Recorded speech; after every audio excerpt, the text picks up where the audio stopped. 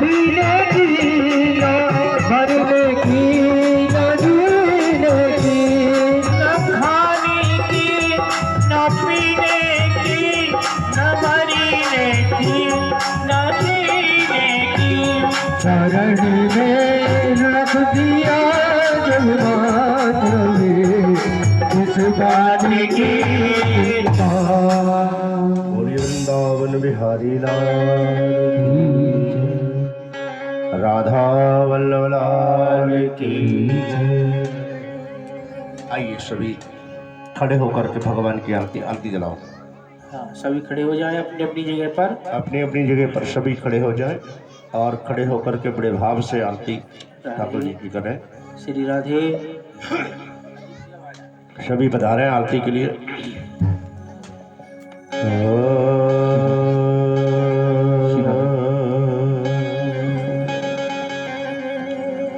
चंद्रमान सौजात चक्षुरुसूलो अजायत श्रोतादिवायुष्य प्राणस्य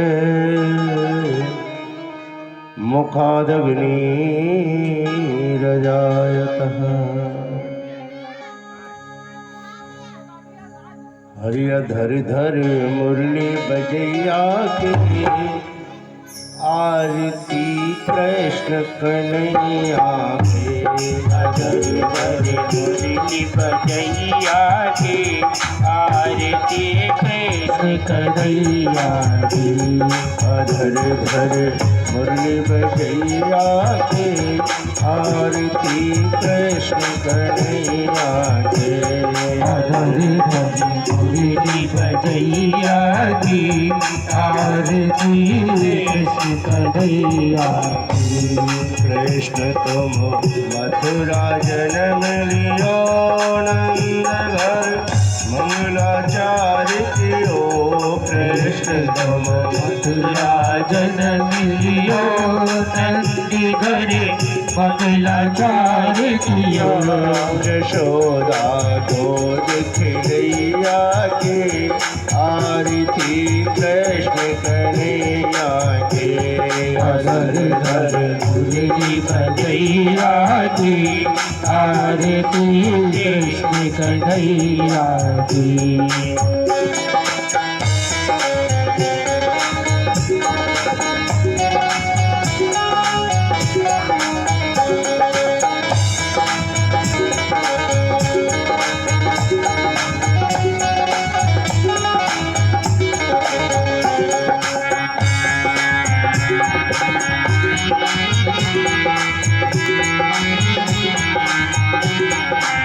कृष्ण तुम मथुरा जन्म लियो नंद घर मंगलाचार कियो कृष्ण तुम मथुरा जन्म लियो नंदी घरे मंगलाचार कियो कृष्ण तुम मथुरा जन्म लियो नंद घर मंगलाचार कियो कृष्ण तुम मथुरा जन्म लियो नंदी घरे मंगलाचार कियो यशोदा गोद खिलैया के आरती कृष्ण कन्हैया के अधरी धरे मुरली बजैया की आरती कृष्ण कन्हैया की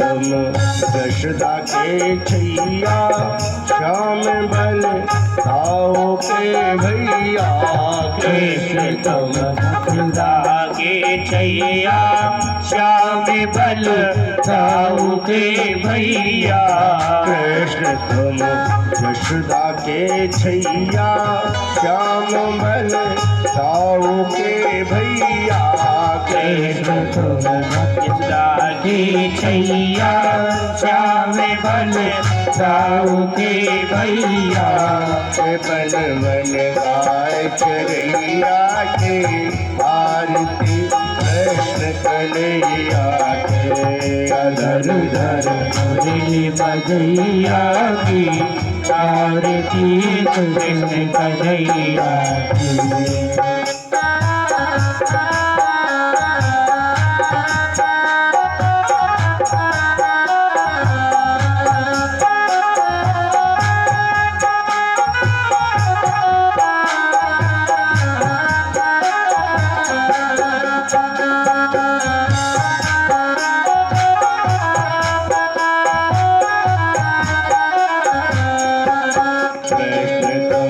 ससुर मारो श्याम तुम भूमि भार तारो कृष्ण तुम ससुर मारो श्याम तुम भूमि भार तारो कृष्ण तुम ससुर मारो श्याम तुम भूमि भार तारो कृष्ण तुम ससुर मारो श्याम तुम भूमि भार तारो कालिया नाग नथैया की आरती कृष्ण कन्हैया के अधर धर मुरली बजैया की आरती कृष्ण कन्हैया की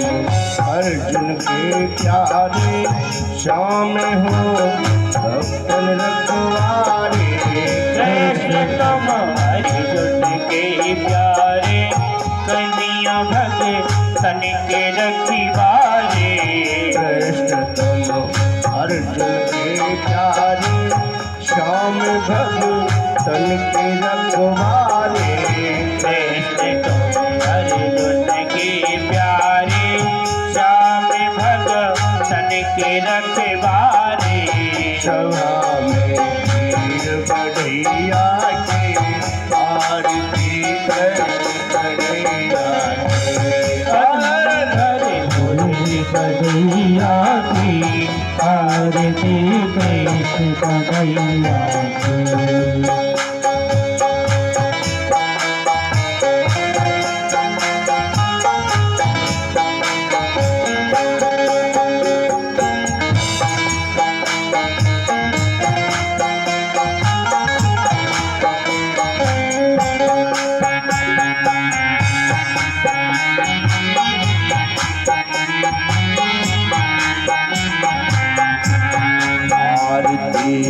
गाते कृष्णानंद के मन में होता परम आनंद आरती गाते कृष्णानंद के मन में होता परम आनंद आरती गाते कृष्णानंद के मन में होत परम आनंद आरती गाते कृष्णानंद के मन में होते परम आनंद वृंदावन वास करैया के आरती कृष्ण कन्हैया के अधर धर मुरली बजैया की आरती कृष्ण कन्हैया की अधर धर मुरली बजैया के आरती कृष्ण कन्हैया के अधर धर मुरली बजैया की आरती कृष्ण कन्हैया कन्हैया लाल की राधा वल्लभ लाल की जय हो श्री राधे। राधे। बोली द्वारकानाथ भगवान की। जय हो। जो प्रणाम करना चाहते हैं वो मंच पर आकर के प्रणाम करें और बाकी शेष लोग अपना अपना स्थान ग्रहण करें। सभी जो ठाकुर जी का पूजन करना चाहते हैं वो मंच पर आ जाए। शेष लोग बैठे अपनी अपनी। सब बैठे अपनी अपनी जगह पर बैठ जाओ।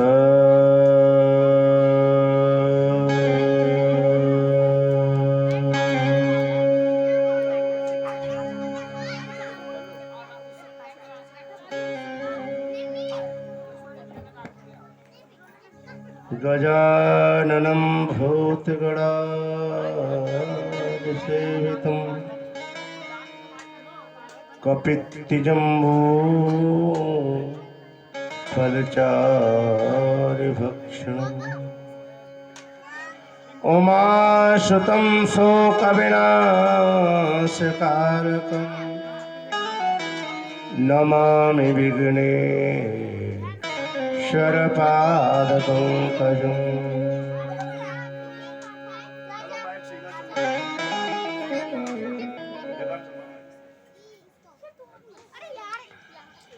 सरस्वती महाभागे वीणा पुस्तक धारिणी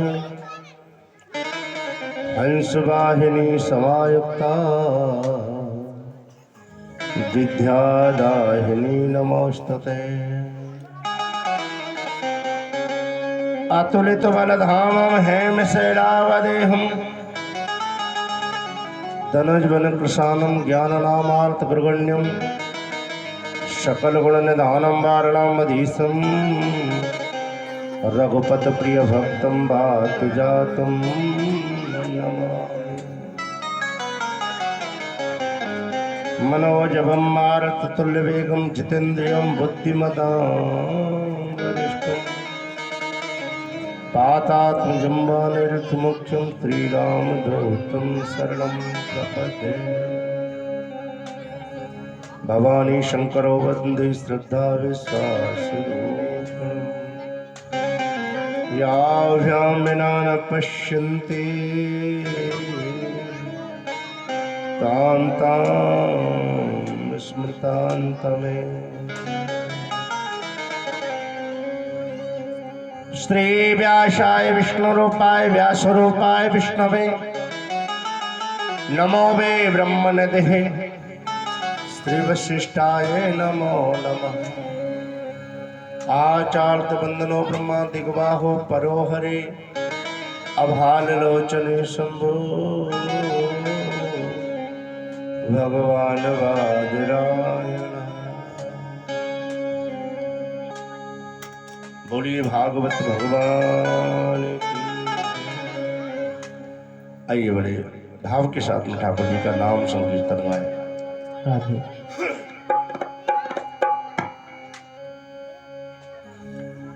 राधा परम धन राधा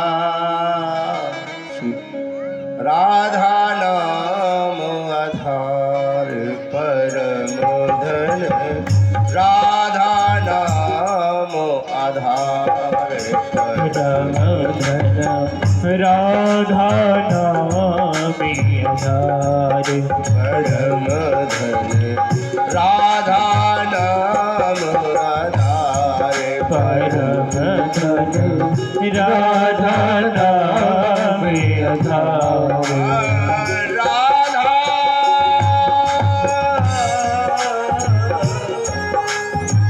राधा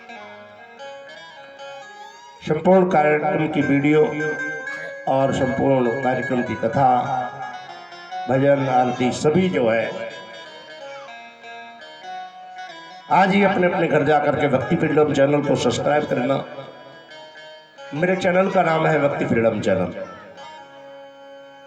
इस चैनल के माध्यम से पूरी दुनिया इस कार्यक्रम को देखती है। हजारों लोग इस कार्यक्रम को देखते हैं। आपकी कॉलोनी के अंतर्गत सिविल क्लब पाटतड़ के अंतर्गत पहली बार श्रीमद् भागवत कथा का आयोजन आज प्रारंभ हुआ है। मैं आज सब लोगों का, आप सभी कॉलोनी वासियों का अभिनंदन करता हूं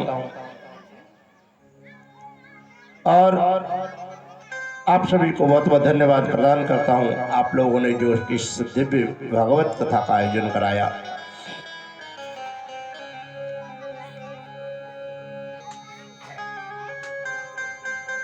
और मेरे जीवन काल की 299वीं कथा आपके यहाँ चल रही है। प्रेम से बोलो, एक बार प्रेम से बोलो राधे, एक बार प्रेम से बोलो। हाँ, एक बात ध्यान देना, राधे राधे जरूर बोलना पड़ेगा, चाहे 10 रुपए मत चढ़ाना, पर राधे राधे तो बोलना ही पड़ेगा जी। एक बार प्रेम से बोलो। हाँ, बस इतना आपसे आ जाए आपका उद्धार। परम धन राधा नाम आधार। संसार का परम धन है ये राधा नाम। एक बार बस आपसे राधा कहना आ जाए, और फिर देखो राधा कहना एक बार आ जाए, फिर कि राधा नाम सुमर जो कोई, जसमत नंदन वश में हो।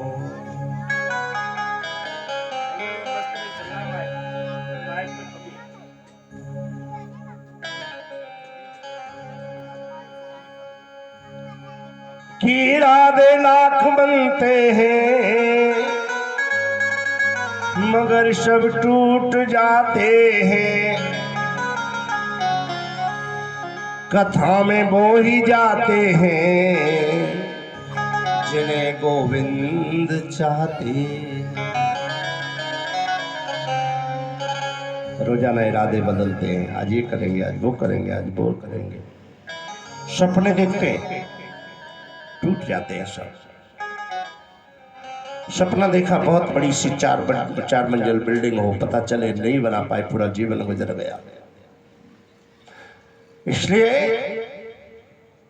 सपने भी टूट जाते हैं, कई बार इरादे भी टूट जाते हैं। कि इरादे लाख बनते हैं मगर सब टूट जाते हैं,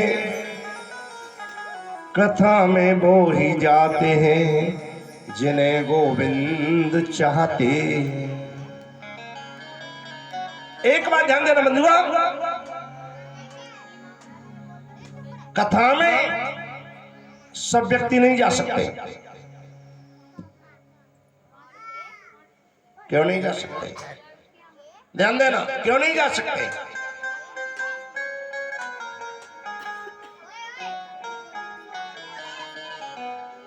महाराज इसलिए नहीं जा सकते हैं कि जो कथा है ना, कि सुतदारा और लक्ष्मी, बाबा लिख रहे हैं गोस्वामी जी, ध्यान देना, कि सुतदारा और लक्ष्मी ये पापी के होए। सुत समझते हो? पुत्र, दारा कहते हैं पत्नी को, और धन तो आप जानते हैं, लक्ष्मी तो आप जानते हैं। कि सुत दारा और लक्ष्मी ये पापी के होए,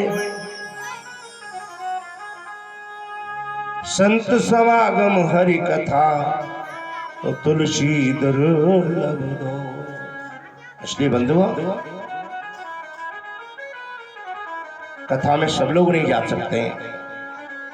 आप सब लोग इस कथा में आकर के बैठे हैं, सभी ठाकुर जी का परम मंगल में ध्यान करते हुए ठाकुर जी का 1 मिनट ध्यान करेंगे और फिर गोविंद की कथा, जो गोविंद कृपा करेंगे सो आप लोग सुने करेंगे।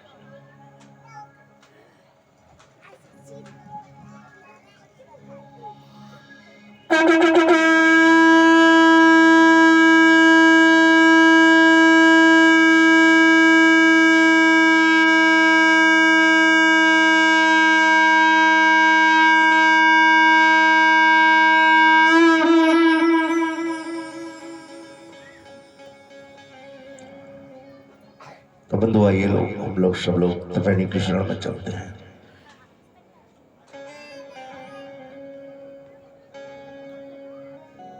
कि मनसा वाचा कर्मणा चाहे हो भव की व्यथा। दुख कितने प्रकार का होता है, ध्यान देना। आज से अगर आप लोगों ने समझा ना, कथा को समझ के चले, ध्यान देना। आज से अगर आप लोग कथा को समझ करके चले, आपने समझा कथा को, तो एक बात समझ लेना बंधुओं, मैं बता दूं आपको वो सुख मिलेगा आज के 7वें दिन जो जीवन में आप लोगों ने कभी सोचा नहीं होगा। इको ज्यादा कर दी, कम करी।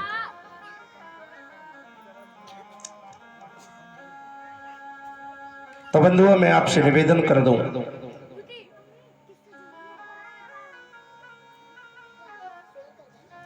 दुख कितने प्रकार का होता है।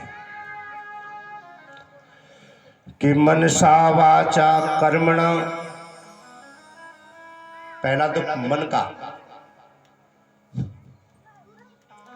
मन दुखी रहता है। कमाते भी बहुत हैं, कितने लोग मेरे पास में आते हैं, कमाते हैं, सब कुछ अच्छा करते हैं, फिर भी दुखी हैं। क्यों? कि मन दुखी है। कि कभी तन दुखी तो कभी मन दुखी।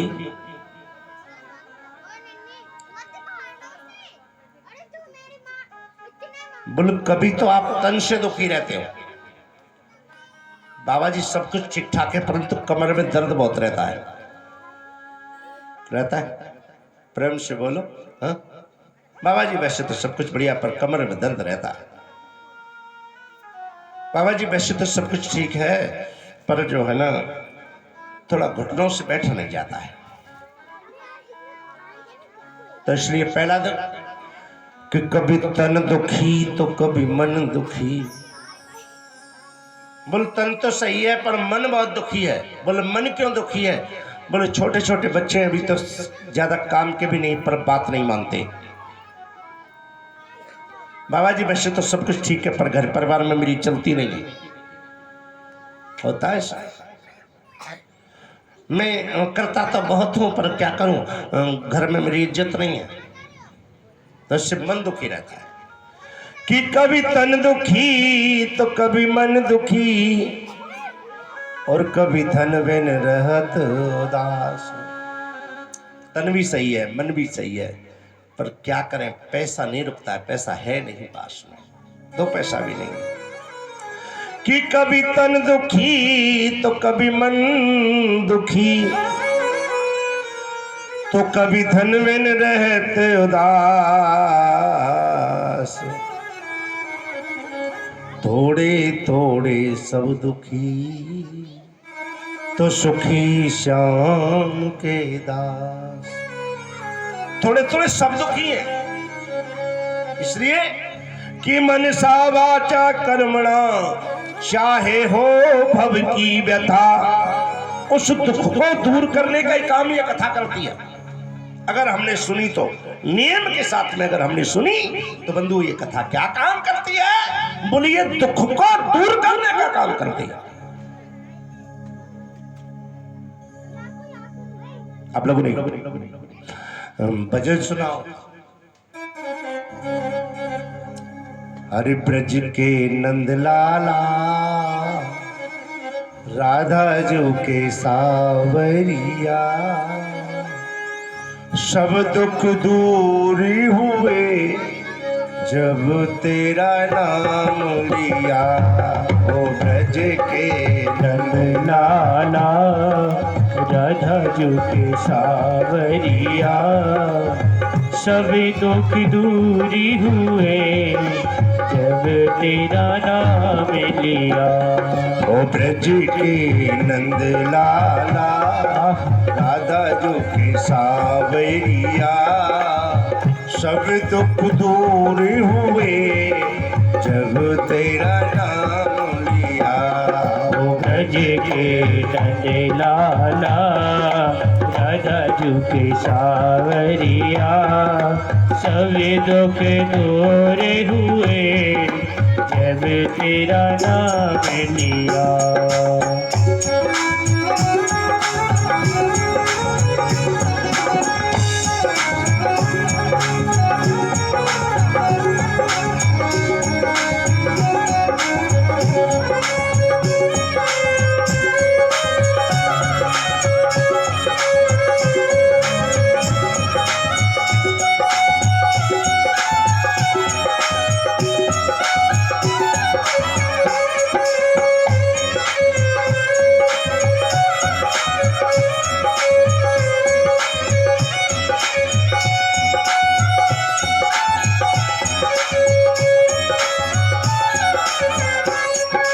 जब तेरे गोकुल में आई विपदा भारी, जब तेरे गोकुल में आई विपदा भारी।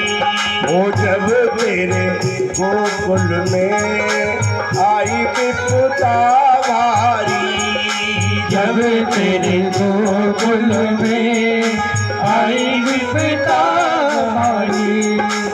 एक सारे में तारी विपदा सारी, एक सारे में तारी विपदा सारी।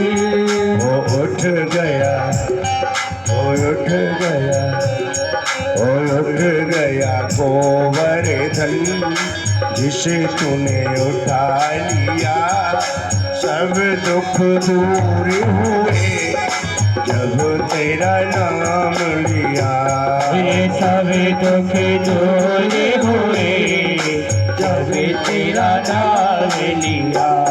ओ ब्रज के नंद लाला राधा जू के सावरिया, सब दुख दूर हुए जब तेरा नाम लिया।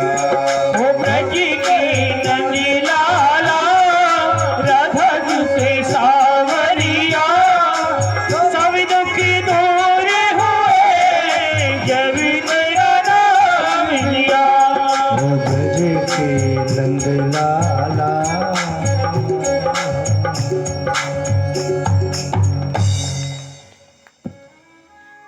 सब दुख दूर हुए जब तेरा नाम लिया। तो ये श्रीमद् भागवत क्या करती है? बोल दुख दूर करती है, सुख प्रदान करती है। ध्यान देना, श्रीमद् भागवत का काम क्या है कि मनसा वाचा कर्मणा और चाहे हो भव की व्यथा। पहला दुख कौन सा है? तन का, मन का, वचन माने वाणी का, और चौथा है कर्म का दुख। जो कहते हैं ना भाई अब मेरे तो कर्म में ही लिख गए, ये दुख मेरे कर्म में लिखे। कई लोगों का जीवन गुजर जाता है और बंधुओं वो दुखी पूरे जीवन दुख में गुजार देता है। कई लोग ऐसे होंगे आपके बीच में मिल देंगे, पूरे जीवन बचपन से लेकर कर बुढ़ापा आ जाता है परंतु सुख नहीं मिलता है। ये श्रीमद् भागवत सुख प्रदान करती है कि मनसा वाचा कर्मणा चाहे हो भव की व्यथा, सौरोगन की औषधि तो श्रीमद् भागवत की कथा। 7 दिन कथा सुनो और ये कष्टों से मुक्ति पाओ। केवल कथा सुनो नियम के साथ में। नियम नहीं करोगे तो गारंटी नहीं है, और नियम करोगे तो गारंटी है कि दुख नहीं रहेगा, सुख आ जाएगा। क्योंकि श्रीमद् भागवत सुख देने वाली है, मनसा वाचा कर्मणा चाहे हो भव की व्यथा, 100 रोगन की औषधि श्रीमद् भागवत की कथा। 100 प्रकार के रोगों की औषधि है। घुटनों में दर्द होता है, बैठ जाओ समाधि लगा करके, भूल जाओ कि घुटने हैं, समझ लो घुटने हैं ही नहीं। और जब कथा पूरी हो जाए, कथा का विश्राम लगे, फिर अरे मेरे तो पैर भी हैं। कथा में जब आकर के बैठो तो इतना ध्यान रखो, मेरे कान है और मेरी आंख है और मेरी वाणी है, बस इसके सिवा कुछ मत देखो। शरीर के लिए भी मत देखो, कमर में भी दर्द नहीं होगा। अगर कमर को देखोगे, पैरों को देखोगे तो पैरों में भी दर्द होगा, कमर में भी दर्द होगा। और जब तुम भूल जाओगे ये सब कुछ है ही नहीं, अगर कोई है तो केवल कथा है। कथा में मन लगा लो, और मन एक बार लग गया, गोपियों का मन एक बार भगवान में लग गया, और जब भगवान में गोपियों का मन लग गया तो उद्धव ज्ञानी आया। ज्ञानी जी महाराज, शेषो बृहस्पति साक्षात उद्धव बुद्धि सप्तमा, बुद्धि के सप्तम, बुद्धि के परम ज्ञानी श्री उद्धव जी आए। गोपियों से कहने लगे, रे गोपियों, अपने मन को कृष्ण ब्रह्म में लगाओ। उद्धव कहने लगा गोपी से, अपने मन को ब्रह्म में लगाओ। तो गोपियों ने पता है कितना सुंदर जवाब दिया। गोपियों ने कहा, उद्धव ऊधो मन न भये 10-20, ऊधो मन न भये 10-20, एक हतो सो गयो श्याम संग, को आधा को आराध है ईश। तेरे ईश्वर को कौन आराधना करे? मन कोई 10-20 तो है नहीं। 10-20 होते तो एक ब्रह्म में लगा देते, एक कृष्ण में लगा देते, एक तेरे में लगा देते, एक अपने में लगा देते, एक परिवार में लगा देते। बोल मन कितना है? बोल मन तो केवल एक है और वो कृष्ण के पास में है, तो आराधना किसकी करें? तो बंधुओं, मैं कहना चाहता हूं कि आप अपने मन को केवल कथा में लगा लो, और जब कथा में तुमने अपने मन को लगा लिया ना, वायदा करता हूं आज मैं आपसे, समझ लेना कि मनसा वाचा कर्मणा, 4 प्रकार का दुख होता है, चारों प्रकार का दुख दूर हो जाएगा। केवल मन को कृष्ण में लगा दो, मन को कृष्ण की कथा में लगा दो, मन को कृष्ण चिंतन में लगा दो, दुख दूर हो जाएगा। सब दुख दूर हुए जब तेरा नाम लिया, सारे दुख दूर हो जाएंगे, पर केवल नाम जपना पड़ेगा, नाम लेना पड़ेगा कृष्ण का। और जब तक नाम नहीं लोगे ना, तो ये कथा सब रोगों की औषधि है। औषधि, बीमार हो जाओगे तो बीमारी को दूर करने के लिए औषधि तो लेनी पड़ेगी, तो ये कृष्ण नाम की औषधि लेनी पड़ेगी। और कृष्ण नाम की औषधि अगर आपने ले ली तो बंधुओं, मैं निवेदन कर दूं, आप सुखी हो जाओगे। मेरी गारंटी है, 7वें दिन आपको ऐसा महसूस होगा हम सुखी हो गए। पर उसके लिए करना क्या पड़ेगा? बोलो, कथा तो सुननी पड़ेगी। अब तुम सोचो कि छूमंतर आए एकदम घर में घुसता हुआ चला जाए और फिर हम ठीक हो गए, तो ऐसा हो नहीं सकता है, क्योंकि छूमंतर आजकल कुछ है नहीं।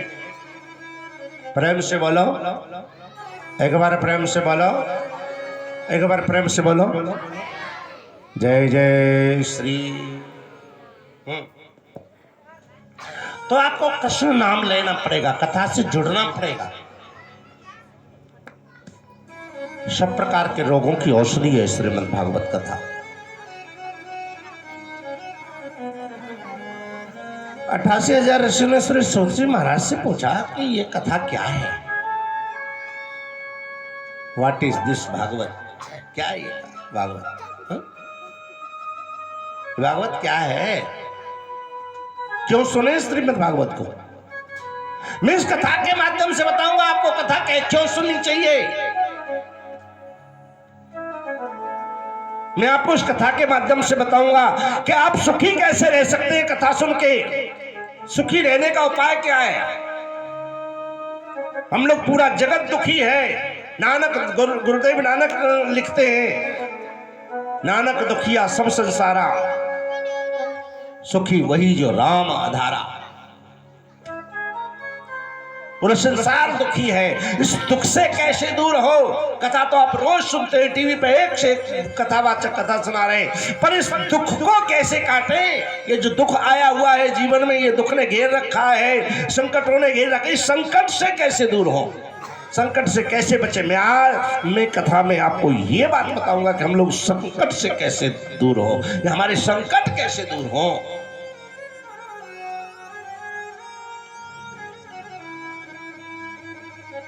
संकट दूर करने की कथा है ये भागवत कथा, दुख दूर करने की कथा है ये भागवत कथा, धनवान बनाने की कथा है ये भागवत कथा। परंतु बनेंगे कैसे, बोले कुछ सुनना पड़ेगा। अब तुम सोचो, सुनना ना पड़े, कथा में जाना ना पड़े, कथा में पंडाल में बैठना ना पड़े, और हमारे दुख दूर हो जाए, या हम धनवान बन जाएं, या पर मन को शांति मिल जाए, तो भूल जाओ। अगर आपको सुखी होना है, आपको दुख से दूर होना है, आपको धनवान बनना है, आपको शांति जीवन में लानी है, तो कथा में जाना पड़ेगा। मैं आपको बताऊंगा भी कथा में जाने से तुमको क्या लाभ होगा। मैं आपको बताऊंगा कि कथा में जाने से आप लोग सुखी कैसे रहेंगे। मैं आपको बताऊंगा कि आपको कैसे कथा सुननी है। कथा तो आप रोज सुनते हैं, एक से एक टीवी खोल करके देखो, चैनलों पर कथा सुना रहे हैं लोग।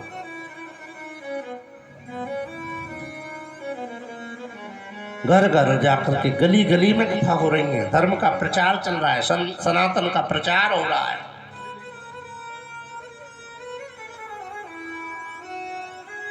बंधुओं, मैं निवेदन कर दूं, इस प्रचार को सुरक्षित कैसे रखना है कि मनसा वाचा कर्मणा और चाहे हो भव की व्यथा, सौरोगन की औषधि श्रीमद् भागवत की कथा। ये औषधि है, औषधि को ग्रहण कैसे करें। देखिए, बीमारी होती है, उसके लिए औषधि बनती है, औषधि होती है।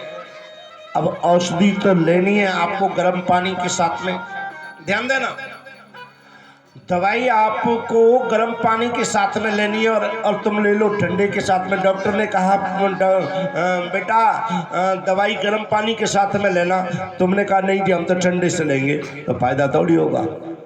हो जाएगा क्या फायदा, क्योंकि डॉक्टर ने तो गर्म पानी से बताया है। डॉक्टर ने कहा गर्म पानी से ले लेना, तुमने कहा हम तो गर्म से लेंगे जी, तो क्या फायदा थोड़ी होगा।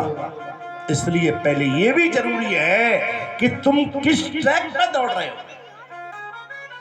सुख पाने के लिए,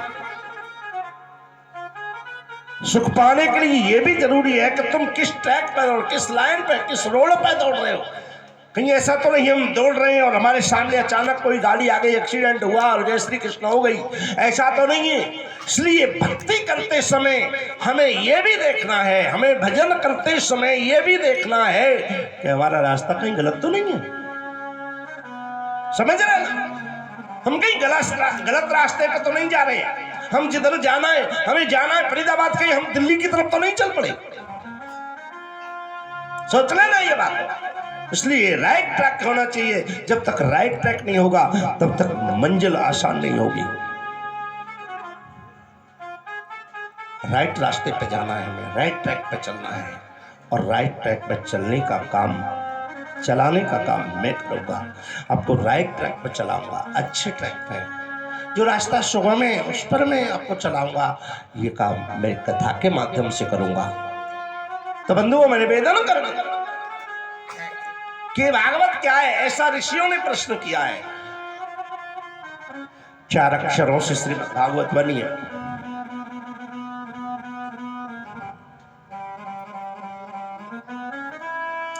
दुख भी 4 प्रकार का ही होता है।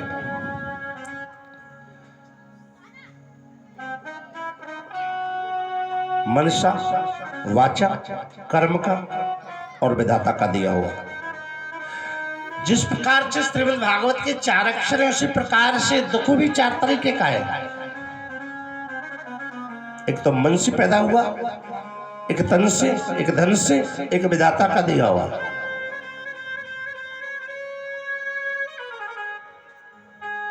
तो बंधुओं में निवेदन कर दूं, इन सबकी औषधि चार अक्षरों से, और पहला अक्षर है बा, दूसरा गा, तीसरा वा, और चौथा ता।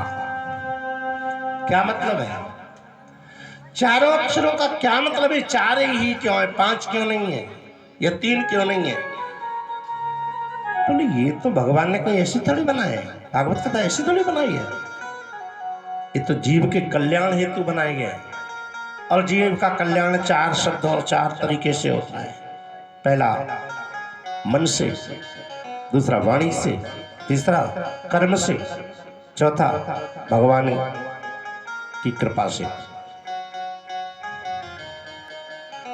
अगर आपका मन गोविंद में लग गया तो भी आपका कल्याण हो जाएगा। आपकी वाणी, आपका मन नहीं लगा पर निरंतर वाणी आपके नाम गा रही है, भगवान का नाम जप रही है वाणी, राधा राधा राधा राधा राधा राधा राधा राधा राधा राधा जप रही है, तो भी कल्याण हो जाएगा।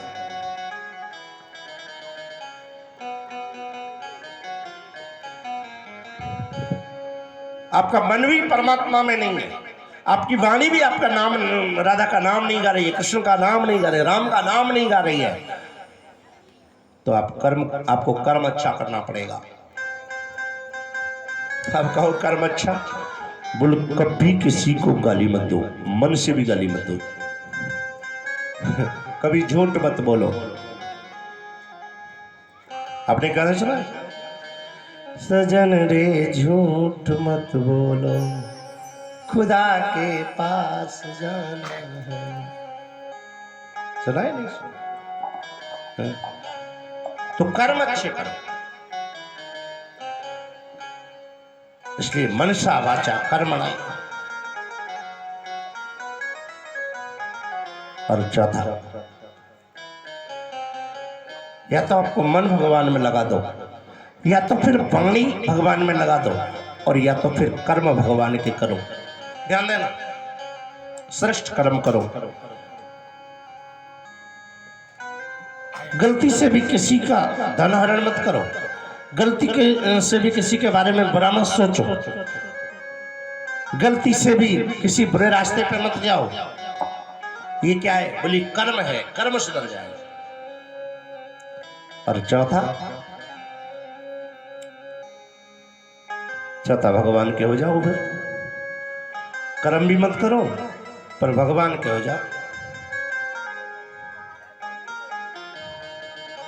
बोले सब कुछ जो है ना, दिखावा बंद कर दो और कर्म करना श्रेष्ठ कर दो। माने भगवान को अपने आप को समर्पण कर दो। मैं कहता हूं कि अगर आप भोजन कर रहे हो तो प्रभु खा लो,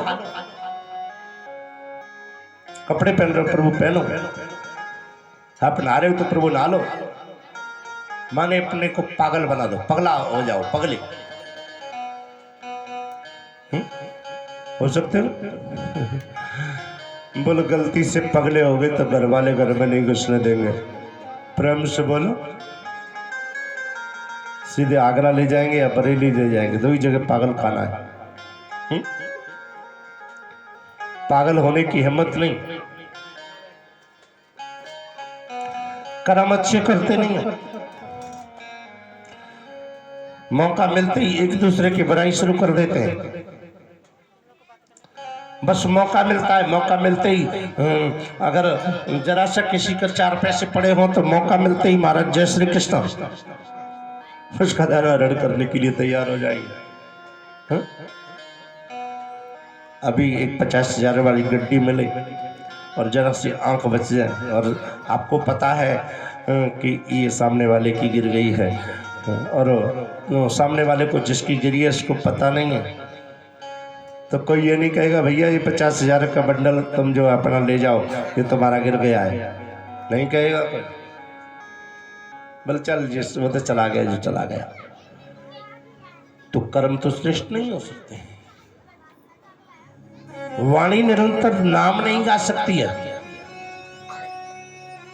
आप कहोगे फुर्सत नहीं मिलती है, फुर्सत मिले तभी तो नाम गाए वाणी। प्रेम से बोलो, एक बार प्रेम से बोलो। बोलो सुबह जगते हैं, रात को 11 बज जाते हैं सोते सोते, फुर्सत कहाँ है? मैं कहता हूँ आप लोगों पे फुर्सत नहीं है ना, तो आप सुबह जगते जगते, नहाते नहाते, चलते चलते, रोटी बनाते बनाते नाम गाते रहो। रोटी बनाने में भी कोई ताकत लगानी पड़ती है क्या? बस आंखों को रोटियों पर रखो और दिमाग को नाम में रखो और गाते रहो निरंतर। हरि राधा कृष्ण कृष्ण कृष्ण राधा राधा, राधा कृष्ण कृष्ण कृष्ण राधा राधा, राधा कृष्ण कृष्ण कृष्ण राधा राधा, राधा कृष्ण कृष्ण कृष्ण राधा राधा, राधा कृष्ण कृष्ण कृष्ण राधा राधा, राधा कृष्ण कृष्ण कृष्ण राधा राधा कृष्ण कृष्ण कृष्ण राधा। बस यही निरंतर नाम गाते रहो। तो बंधुओं मैं निवेदन कर दूं, हमें श्रीमद् भागवत क्या देती है? बोलो पहला अक्षर है भा, और भगवान कहाँ मिलते हैं? भगवान भाव में भगवान मिलते हैं। भाव बिना रीझत नहीं नटवर नंद किशोर। तो भा से हमें क्या मिलेगा बंधु? जरा ध्यान देना, भा से हमें भक्ति मिलेगी। भगवान कहते हैं कि भाव का भूखा हूं मैं, भाव ही एक सार है, भाव से मुझको भजे तो भव से बेड़ा पार है। भाव बिन जो भी तू देता मैं कभी लेता नहीं, भाव से दो फूल देवे ये मुझे स्वीकार है। कि अन्न धन और वस्त्र भूषण कुछ न मुझको चाहिए। भगवान कह रहे हैं न मुझे तेरा अन्न चाहिए, न मुझे तेरा सोना चांदी चाहिए, न तेरे आभूषण वस्त्र भी नहीं चाहिए, और भाव से मेरा नाम लेवे ये मेरा सत्कार। मेरा सत्कार क्या है? बोल बस मेरा निरंतर भाव से नाम लेता है। भावो विद्यते देवा, भगवान कहाँ बसते हैं? बोल जहां भाव होता है। भाव में जो भी तू देता, तो पहला अक्षर है भा। बोल पहला अक्षर भा क्या देता है? बोल सबसे प्रथम पहले अक्षर हमें भा माने भक्ति देता है। ध्यान देना बंधु, क्या मिलता है? बोल भक्ति मिलती है। पहला अक्षर क्या है? भा। इससे क्या मिलता है? भक्ति मिलती है। कि सत्संगार्थ लभते ज्ञानम, ये भक्ति मिलेगी कहां? क्या बाजार में मिलती है? क्या किसी दुकान पर मिलती है? बंधु ये भक्ति ना किसी बाजार में मिलती है, ना किसी दुकान पर मिलती है। बोल अगर भक्ति कहीं मिलती है तो सत्संग से मिलती है।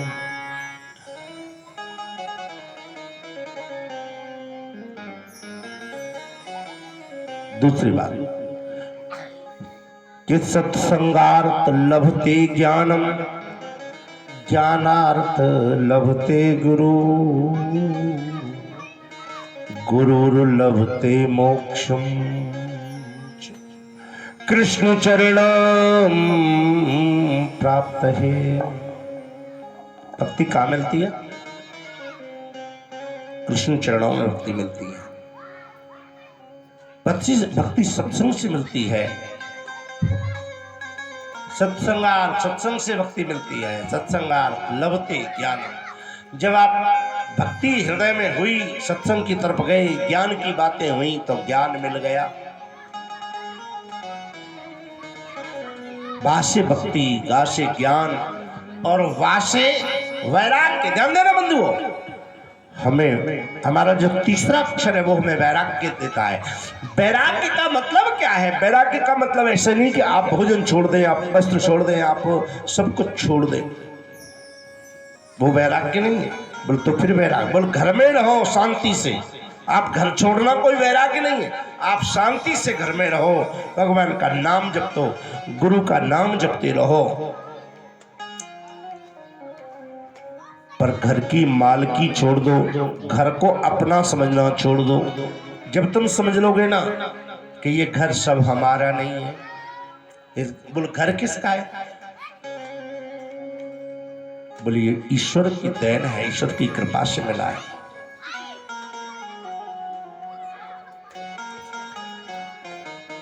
ये तन किराए पे हमको मिला है। क्या मिला है?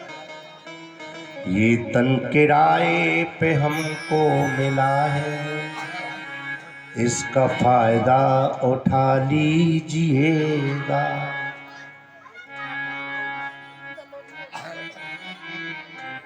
ये तन किराए पर मिला है, अब किराया तो देना ही पड़ेगा। आप मकान किराए पे लो, उसमें रहो ना रहो, आपने एग्रीमेंट कर लिया तो किराया देना पड़ेगा, नहीं देना पड़ेगा? हाँ, प्रेम से बोलो, किराया तो देना पड़ेगा। और अगर हम किराया दे रहे हैं तो इसका प्रयोग करना चाहिए, नहीं करना चाहिए? करना चाहिए, नहीं करना चाहिए? तो ऐसे ही ये मानव तन किराए का मिला है, इसका किराया जमा करना पड़ेगा। और जब किराया जमा करना पड़ेगा तो इसका फायदा उठाना चाहिए। प्रेम से बोलो, बोलो किराया क्या? बोलो उस परमात्मा के यहाँ इसका किराया देना पड़ेगा, इसलिए इसका फायदा उठाना। सत्संग सबसे पहला फायदा, आप सत्संग का सहारा लो, सत्संग में जाइए। मानव जन्म अगर मिला है आपको तो सत्संग में जाइए।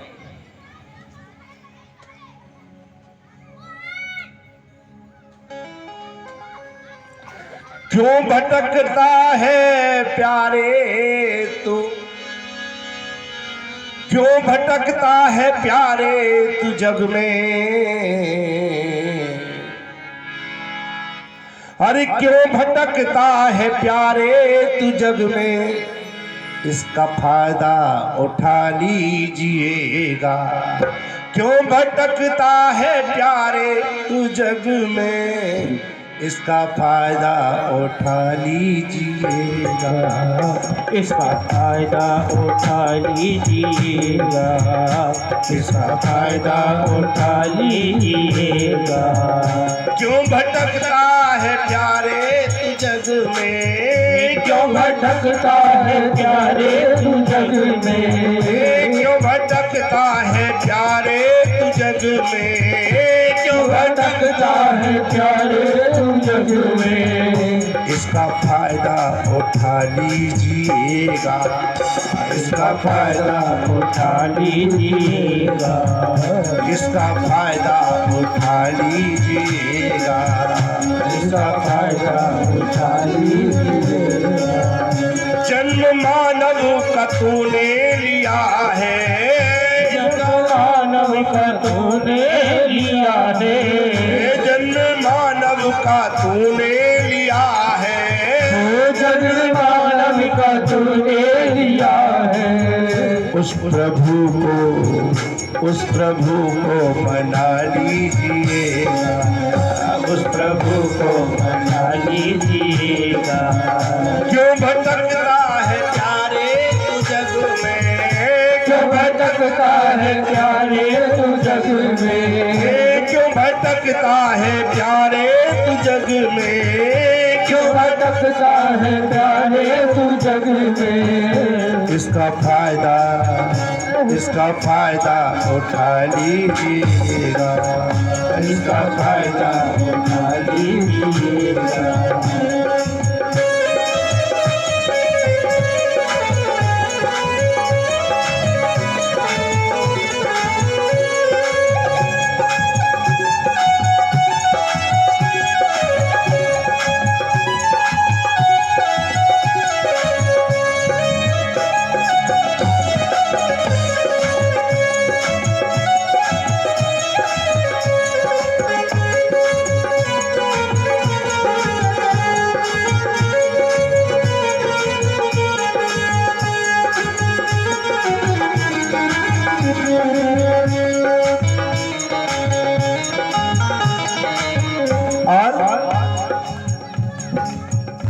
कछु पुण्य की कर ले कमाई, कछु पुण्यों की कर ले कमाई, कछु पुण्यों की कर ले कमाई, कछु पुण्यों की कर ले कमाई, वो कछु पुण्यों की कर ले कमाई, कछु पुण्यों की कर ले कमाई।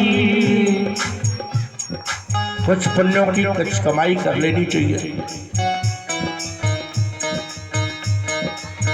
वो कछु पुण्यों की कर ले कमाई, कछु पुण्यों की कर ले कमाई, अपनी वाणी से राम नाम गाए, अपनी वाणी से राम नाम गाए, अपनी वाणी से कृष्ण नाम गाए, अपनी वाणी से कृष्ण नाम गाए, अपनी वाणी से कृष्ण नाम गाए, अपनी वाणी से कृष्ण नाम गाए। ये सबको बता दीजिएगा, ये सबको बता दीजिएगा, ये सबको बता दीजिएगा, ये सबको बता दीजिएगा। क्यों भटकता है प्यारे तू जग में, क्यों भटकता है प्यारे तू जग में, है प्यारे तू जग में, क्यों भटकता है प्यारे तू जग में। कुछ पुण्य कमा लीजिएगा, कुछ पुण्य कमा लीजिएगा। बोलिए वृंदावन बिहारी लाल।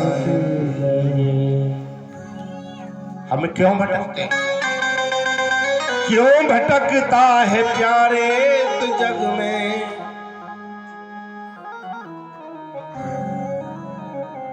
हमें इस भटकाव से कैसे दूर हो, हमारा भटकाव कैसे नष्ट हो, क्या करें ऐसा जिससे भटकना दूर हो जाए, है?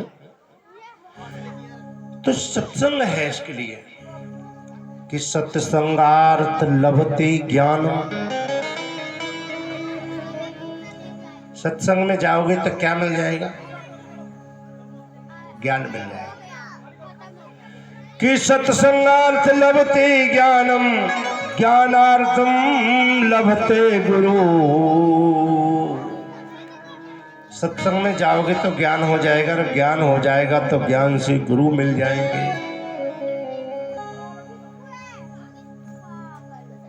तो भाष्य क्या मिलेगा, भक्ति। आपने भाव उत्पन्न किया, अपने मन में भाव उत्पन्न किया तो आपको भक्ति मिली। भाष्य भक्ति, गा से ज्ञान और वा से वैराग्य। वैराग्य कहते हैं कि हम वैरागी हो गए पर मालिक नहीं बने। हमेशा दुख मालिक को मिलता है, घर के मजदूर को दुख नहीं मिलता है, घर के नौकर को दुख नहीं मिलता है, घर के मालिक को दुख मिलता है। नौकर तो या नौकरी छोड़ेगा दूसरी पकड़ लेगा, मालिक को थोड़ा घाटा मुनाफा हुआ तो छोड़ा और दूसरी पकड़ ली। परेशानी किसको होती है, बोल मालिक को। बोल मालिक बनना ही बंद कर दो, केवल भगवान के नौकर बन करके रहो। भगवान ने भेजा है और उसकी नौकरी करेंगे, जब तक रहेंगे तब तक नौकरी करेंगे, और जब समय खत्म हो जाएगा तो नौकरी छोड़ देंगे।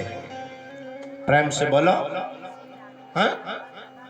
बस बस इतना ही सीख लो, इससे ज्यादा कुछ सीखने की जरूरत नहीं है।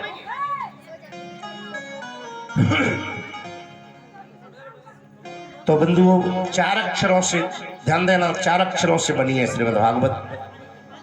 पहला अक्षर भा माने भक्ति, दूसरा अक्षर गा माने ज्ञान, तीसरा अक्षर वा माने वैराग्य, चौथा अक्षर है, बंधु जरा ध्यान देना, मैं निवेदन कर दूं, चौथा अक्षर है ता।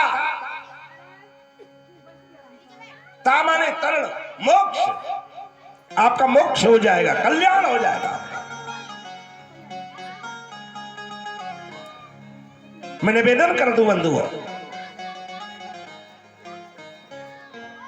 श्रीमद् भागवत की रचना श्री वेदव्यास जी के द्वारा की गई। सरस्वती नदी के किनारे पर इसकी रचना की गई। 338 अध्याय श्रीमद् भागवत के अंतर्गत है।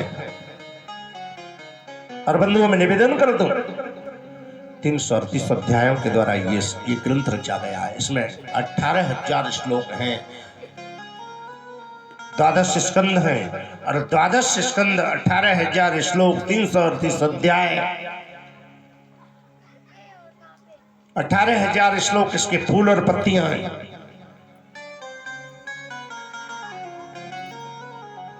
द्वादश माने बड़ी बड़ी शाखाएं, 12 शाखाएं इसकी, और 338 इसकी डालियां हैं, छोटी छोटी डालियां हैं 338, और इन सबसे मिलकर के एक बना है, एक वृक्ष बना है, और इस वृक्ष का नाम कल्प वृक्ष रखा गया है। और वो कल्प वृक्ष क्या है? बोले ये श्रीमद् भागवत ही कल्प वृक्ष है।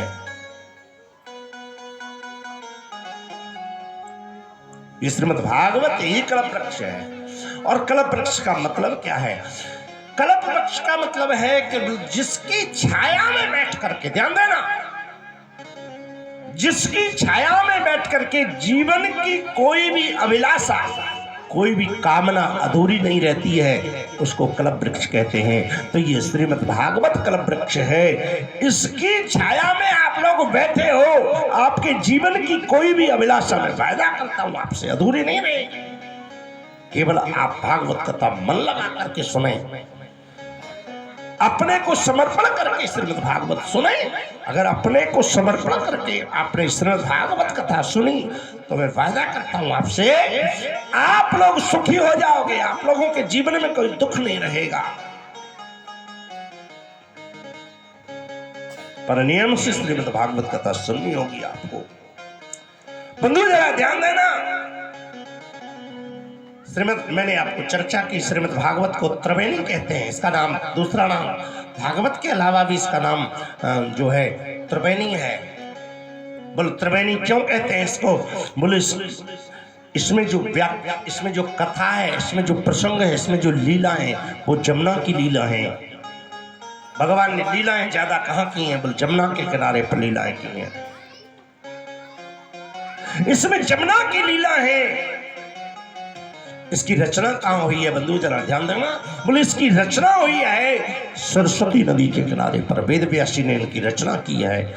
और व्याख्या, बोले संसार में पहली बार जब व्याख्या मृत्युलोक में हुई तो पहली बार व्याख्या इसकी गंगा के किनारे पर शुक्रताल नामक स्थान पर हुई महाराज। जिला बिजनौर में पड़ता है। शुक्रताल नामक स्थान पर गंगा के किनारे पर इसकी व्याख्या हुई। श्री सुखदेव जी ने राजा परीक्षित को यह कथा मृत्युलोक में पहली बार गाई, इसलिए श्रीमद् भागवत को त्रिवेणी कहते हैं। द्वैपायन वेद व्यास जी की रचना करते हैं। और बंधुओं, गणपति महाराज इसका लेखन कार्य करते हैं। कई लोग कहते हैं कि श्रीमद् भागवत को वेद व्यास जी ने लिखा। बंधुओं, मैं निवेदन कर दूं आपसे, ध्यान देना, वेद व्यास जी ने भागवत को लिखा नहीं है। वो लेखनी का कार्य तो भगवान गणपति ने किया है। एक बार वेद व्यास जी चिंतन कर रहे थे, घूम रहे थे। बोले कहां घूम रहे थे? बोले ऐसे ही सरस्वती नदी के किनारे पर घूम रहे हैं, चिंतित हैं। अचानक नारद जी का सानिध्य हुआ। नारद जी ने वेद व्यास जी को देखा, क्यों दुखी हो रहे हो? रो पड़े कि 4 वेद 6 शास्त्र को और रच कीनो तैयार, हृदय शांति ना मिली तो नारद करो विचार। 4 वेदों की रचना की, 6 शास्त्रों की, 17 पुराणों की, 220 उपनिषदों की, 460 उपन्यासों की, अनेक मीमांसों की ग्रंथों की रचना की। मन शांत नहीं है। बोले तो वेद व्यास जी से श्री नारद जी महाराज कहते हैं, तुम श्रीमद् भागवत की रचना करो। तो 18वां पुराण पंचम वेद श्रीमद् भागवत की रचना वेद व्यास जी करते हैं। बोले पूरे शास्त्रों का, पूरे पुराणों का, उपनिषदों का, ग्रंथों का, वेदों का मंथन किया। जैसे दही को मथने से उस दही का सार ऊपर आ जाता है, मक्खन जो ऊपर आ जाता है, उसी प्रकार से सभी वेदों के, पुराणों के, उपनिषदों का मंथन किया। और मंथन के उपरांत बंधु जरा ध्यान देना, बोले मंथन के उपरांत जो सार तत्व निकला, जो मक्खन निकला, वो सार तत्व ही सभी वेदों का, पुराणों का, उपनिषदों का ये श्रीमद् भागवत है। बोलिए भागवत भगवान की। ये श्रीमद् भागवत इसका सार तत्व है। बस हमें इसको वेदव्यास जी ने रचना की और लेखन कार्य किसने किया? बोला बोले इससे लिखूं कैसे? गणपति का ध्यान कर दिया। गणपति बोले कि लिख तो दूंगा, मेरी शर्त है, जहां बोलना बंद कर दोगे वहां लिखना बंद कर दूंगा। वेदव्यास जी ने कहा तुम्हारी शर्त हमें मंजूर है। बोले जो कुछ लिखोगे विचार करके लिखोगे, जब तक अर्थ समझ में आए तब तक नहीं लिखोगे। गणपति भी चक्कर में पड़ जाते थे। एक दिन लिख दिया, एक दिन बोल दिया। एक चित्रकेतु नाम का राजा है और चित्रकेतु राजा के 3.5 करोड़ पत्नियां हैं। और गणपति चक्कर में पड़ गए, ऐसा नहीं हो सकता है। प्रेम से बोला, क्या किसी राजा के 3.5 करोड़ पत्नी हो सकती है? ध्यान देना बंधु, क्या हो सकती है? आप कहोगे नहीं हो सकती, मैं कहता हूं हो सकती है। एक जगह मेरी कथा चल रही, एक देवी मेरे पास में, बाबा बाबा, मैंने कि हाँ। बोला हम तो अपने पति की अकेली पत्नी है, सो रात को 10 बजे घर में आते हैं, तो जो राजा के 3.5 करोड़ पत्नी होंगी, क्या वो घर में आता होगा कभी? प्रेम से बोला, क्या वो घर में कभी वापस आता होगा? मैंने कहा आता होगा। अरे बोल बाबा ऐसा नहीं हो सकता, 3.5 करोड़ पत्नी वाला कैसे घर में घुस जाएगा? 1 के बजे से तो हमारा पति 10 बजे आता है। प्रेम से बोलो, एक बार प्रेम से बोलो। हाँ बाबा बात समझ में नहीं आई। गणपति चक्कर में पड़ गए, ऐसा नहीं हो सकता है। महाराज जी गणपति बोले ऐसा नहीं हो सकता है। महाराज बताओ ना। श्री सुखदेव स्वामी कहते हैं, राजन जरा ध्यान से सुनना। चित्रकेतु कौन है? समझ लेना ये बात। चित्रकेतु कौन है? वो राजा कौन है? बाबा तुलसीदास एक चौपाई लिखते हैं कि क्षत जल पावक गगन समीरा, क्षति जल पावक गगन समीरा, क्षति जल पावक गगन समीरा, क्षति जल पावक गगन समीरा, क्षत जल पावक गगन समीरा, क्षति जल पावक गगन समीरा, क्षत जल पावक गगन समीरा, क्षति जल पावक गगन समीरा, पंच तत्व से अदम शरीरा, पंच तत्व से अदम शरीरा। गोस्वामी जी लिख रहे हैं क्षतजल पावक गगन समीरा और पंच तत्व से। इस शरीर क्या है? अभी रख दीजिए बाद में, अभी रख दीजिए। आरती होगी तब जला लेना। क्षतजल पावक गगन समीरा, पंच तत्व से अदम शरीर। ये जो शरीर है अदम, अदम इसे क्यों कहते हैं? शरीर को हम लोग अदम क्यों कहते हैं? शास्त्रों ने, संतों ने से अदम क्यों कह दिया? अदम इसलिए है कि ये एक न एक दिन जलना पड़ेगा, या इसे दफनाया जाएगा, या फिर इसे प्रभा कर दिया जाएगा। एक ना एक दिन ये शरीर नष्ट। और एक बात ध्यान देना, बोले जो वस्तु नष्ट हो जाती है वो अधम कहलाती है। बोलो वृंदावन बिहारी लाल की। जो चीज नष्ट होने वाली है, नष्ट होने वाली प्रत्येक वस्तु अधम है।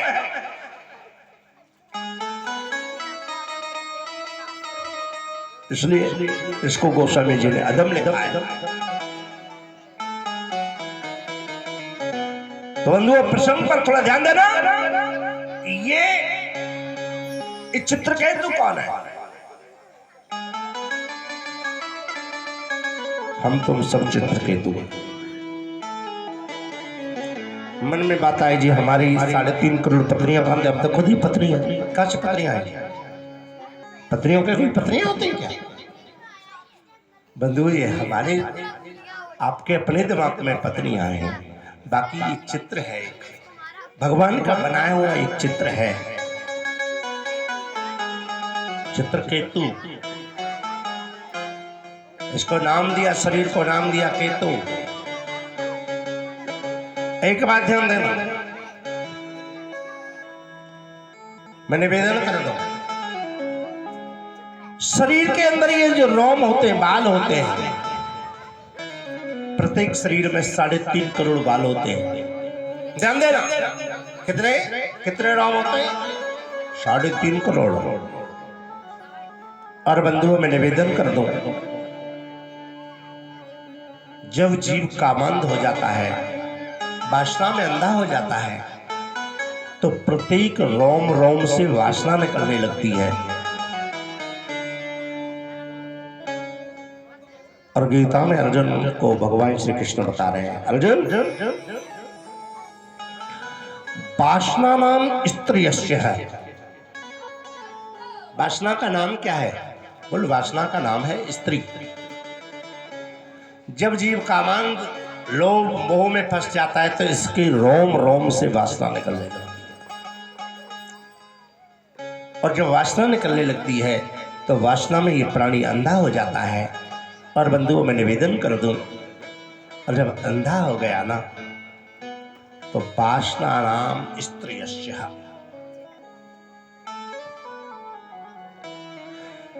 जैसे कि पत्नी के मोह में अंधा हो जाता है, ऐसे ही जीव वासना के मोह में अंधा हो जाता है और अंधा होकर के उस मोह रूपी खाई में गिर जाता है। ध्यान देना। और जब मोह रूपी खाई में गिर जाता है तो फिर उस खाई में से निकल नहीं पाता। अगर उस खाई में से निकला तो कोई संत कोई मिलता है संत, तो संत ही उस मोह रूपी खाई से निकालता है। तो बंधुओं, गणपति की समझ में आ गई, गणपति ने लिखना प्रारंभ कर दिया और अंत में श्रीमद् भागवत की रचना हो गई। बोलिए भागवत भगवान की। जैमिनी ऋषि ने इसका निरीक्षण किया, भागवत पर मोहर लगा दी कि भाई ये श्रीमद् भागवत ही संसार में सबसे श्रेष्ठ ग्रंथ है, सबका सार श्रीमद् भागवत है। बंधुओं, मैं निवेदन करता हूं, आज श्रीमद् भागवत मोहर लग गई है, सर्वश्रेष्ठ ग्रंथ की मोहर लगी है। और महाराज वेदव्यास जी मन में विचार करने लगे कि श्रीमद् भागवत की रचना तो हो गई, अब इसका कोई जो है प्रचार प्रसार करने वाला भी तो होना चाहिए। तो आज श्रीमद् भागवत का प्रचार करने वाले के लिए एक संतान होनी चाहिए। संतान की कामना करने लगे, भगवान शिव का ध्यान किया। बोले नाथ, बोले क्या चाहते हो? बोले पुत्र हो जाए। भगवान बोले हो जाएगा। बोले ऐसा नहीं। बोल तो फिर कैसा? बोल तुम्हारे जैसा होना चाहिए। शंकर भगवान तो कहते हैं एक ब्रह्म द्वितीय नास्ति, मैं तो अकेला हूँ संसार में, मेरे सिवा तो कोई है ही नहीं। बोल नहीं, आपको ही आना पड़ेगा। एक बात बोले, भगवान का एक नाम है लीला पुरुषोत्तम। भगवान जब जब धराधाम पे आते हैं तो भगवान कोई ना कोई लीला करते हैं। बोलिए लीला पुरुषोत्तम भगवान की। आश्वासन दिया और भगवान शिव ने वेदव्यास जी को, और भगवान भोलेनाथ आज वेद व्यासी के घर में और महाराज पधारे सुखदेव बन करके। सुखदेव जी शिव के अवतार कहे गए हैं। बोलिए सुखदेव भगवान की।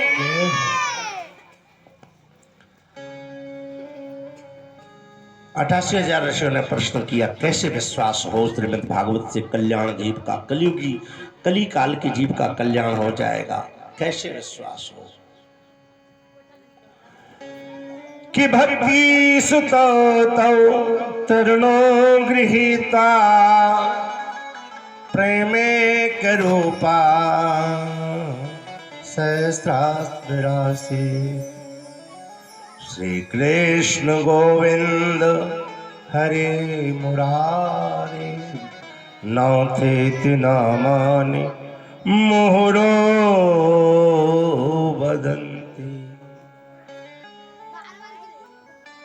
भक्ति का जन्म द्रविड़ देश में हुआ। उत्पन्न द्रविड़ोत्साहम कर्नाटक में भक्ति बड़ी हुई।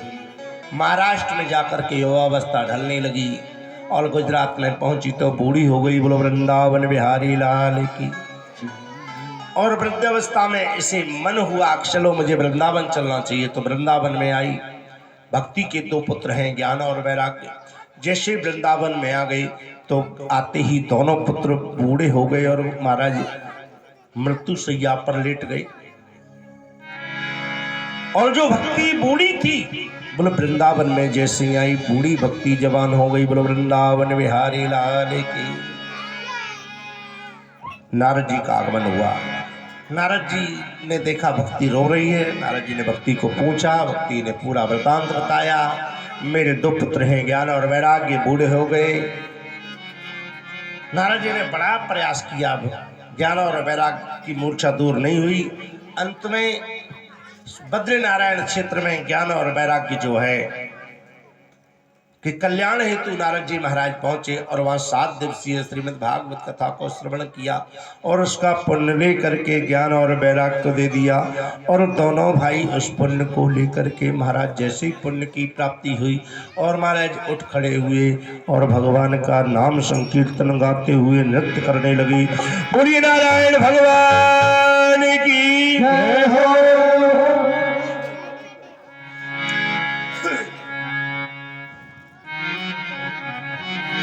श्री कृष्ण गोविंद हरे मुरारी नाथ नारायण वासुदेवा। श्री कृष्ण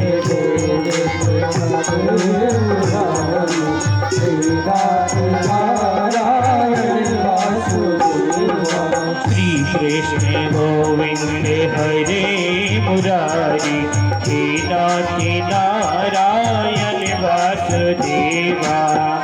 कृष्ण गोविंद हरे मुरारी नाथ नारायण वासुदेवा।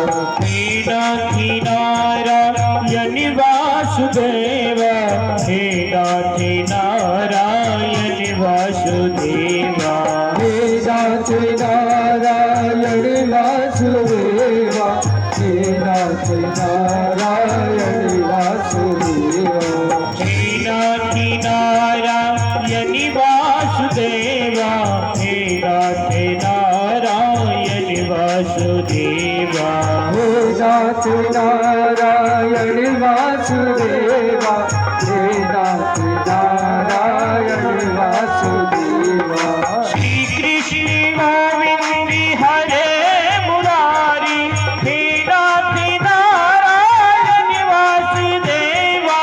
कृष्ण गोविंद हरे मुरारी हे नाथ नारायण वासुदेवा। नारायण भगवान की जय। महाराज सूत जी महाराज कहते हैं ऋषियों की एक और भी प्यारी सी कथा सुनाता हूं। एक आत्मदेव नाम के ब्राह्मण हैं,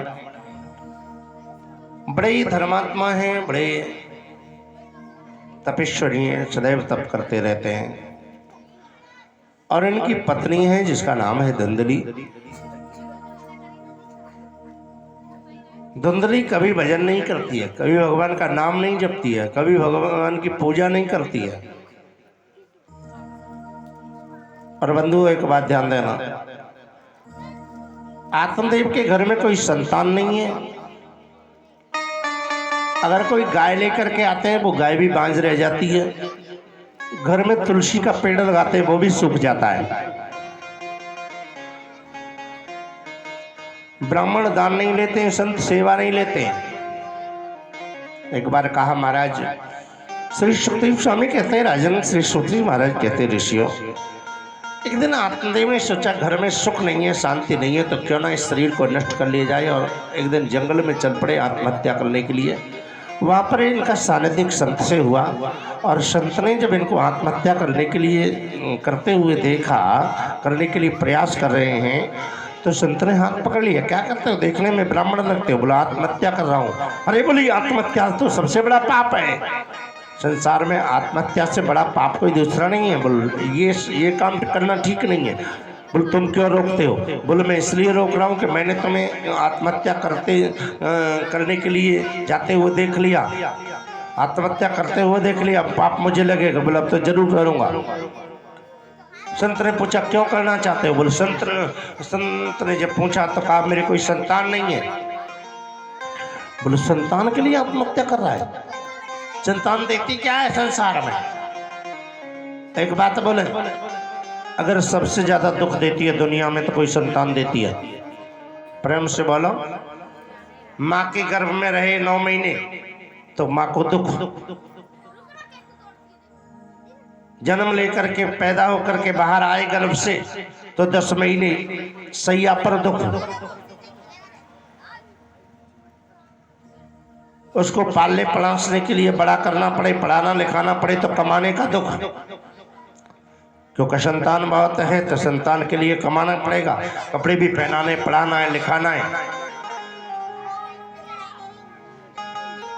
विवाह हो जाए, बड़ा हो जाए, विवाह हो जाए, और विवाह हो जाए तो पत्नी आ जाए, और पत्नी आ जाए तो पत्नी के कहने पर पति से जूता खाए, माने बेटे से जूता खाए, तो ये भी दुख। पूरे जीवन कमाया किस लिए? संतान के लिए। गमाया किस लिए? बोले संतान के लिए। बोले शरीर नष्ट किस लिए के लिए किया? बोले संतान के लिए। और संतान ने क्या दिया? बोले जूता दिया, गाली दी, घूसे दिए, लात दिए, ये तो संतान के प्रति देती है। और ये भी ना दिए ना तो छोड़ करके परदेश चले गए। प्रेम से बोलो, चले गए नहीं चले गए? एक बार किसी सज्जन ने पूछा, एक सज्जन कह रहे थे महाराज वो माता पिता बड़ा बेकार करते हैं, कभी बात ही नहीं मानते हैं। एक सज्जन मेरे से पूछने लगे, अरे बोल हमारे पिताजी कभी हमारी बात ही नहीं मानते। हमने कहा क्यों माने? तूने क्या किया है उसके लिए जो तेरी बात माने? तूने कमा करके 1 लाख 2 लाख 50,000 20,000 कभी उसके हाथ में दे दिए, पिताजी लो इसे तीर्थ यात्रा करने चले जाओ। बोले वो तो नहीं किया। बोले कभी 50,000 का जेवर ला करके पहना दिया, 1,50,000 का पिताजी तुम पहनो ये मैंने कमाया। बोले वो तो नहीं दिया। बोला महाराज फुर्सत कहाँ मिले? बोले पत्नी चैन लेने दी तभी तो मिले। पत्नी ने कहा एक मकान ले, एक प्लॉट ले दो। उधार किया, किस्त बांधी, जैसे भी किया, पत्नी के लिए प्लॉट ले दिया। पत्नी ने कहा एक मकान छोटा सा तो बना दो, छोटा सा मकान बना दिया। पत्नी ने कहा थोड़ा सा थोड़ा ये थोड़ा छोटा पड़ रहा है, थोड़ा बड़ा ले दो। बोल बड़ा ले दिया। पता नहीं है कर्ज कैसे पटाना है, कर्ज कैसे चुकाना है पता नहीं है। पत्नी ने कहा अच्छे से कपड़े भी ला दो, ला दिया। पता नहीं कैसे लेके आए। पत्नी ने कहा थोड़ा जेवर भी बनवा दो, वो भी बनवा दिया। इंस्टॉलमेंट में EMI बांधी। किसके लिए कमाया? पिता को क्या दिया? कुछ नहीं। पिता का पिया तो केवल खून पिया, माँ का पिया तो खून पिया। क्या इसलिए पैदा किया कि तेरा विवाह हो और पत्नी के साथ में परदेश चला जाए? जैसे हम अकेले थे पैसे की वजह से रह जाएं, पर उस समय अकेले थे तो कमाने की हिम्मत थी, जरूरत थी कमाने की। अब बुढ़ापा आ गया, अब कैसे तरस रहे हैं। एक बात ध्यान देना, 5 बच्चे घर में होते हैं, 30 गज के मकान में आराम से बच्चे भी रह लेते हैं, पति पत्नी भी रह लेते हैं। और माता पिता की बात आए, पिताजी बोले बेटा अब तेरी माँ तो चली गई है, मैं भी तेरे साथ चलना चाहता हूँ। पिताजी 30 गज का मकान है, कैसे रहेंगे उसमें, बताओ क्या स्थिति है, कैसे रहेंगे। बोले पिताजी का जब 30 गज का मकान था तो 5 बच्चे रख लिए। अब बेटे का 30 गज का मकान है तो एक पिताजी नहीं रख पा रहे हैं। प्रेम से बोलो, रख पा रहे हैं क्या? कोई विरला आदमी होगा, यहाँ इतने लोग बैठे हैं, 20 30 40 लोग बैठे हैं, कोई विरला आदमी होगा जो कहते होंगे माता पिता से पिताजी आप हमारे साथ में रहो, हम जैसे रहेंगे, नहीं तो अगर तुम नहीं चलोगे तो हम तुम्हारे पास ही आ जाएंगे।